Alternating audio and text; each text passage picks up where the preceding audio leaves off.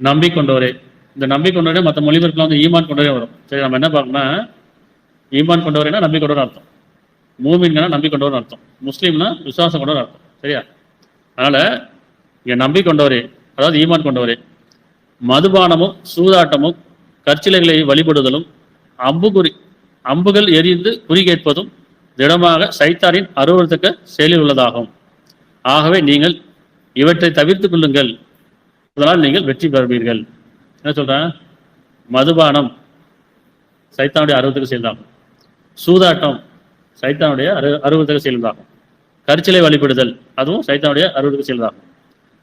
அதாவது அம்புகுறி எரிந்து அப்படின்னா ஜோசியம் பார்க்கறது, ஜாதகம் பார்க்கறது இல்லையா, இதுவும் திடமாக சைத்தானுடைய அருவருத்தக்க செயலில் உள்ளதாகும். ஆகவே நீங்கள் இவற்றை தவிர்த்துக் கொள்ளுங்கள், அதனால் நீங்கள் வெற்றி பெறுவீர்கள். யார் சொல்றான்?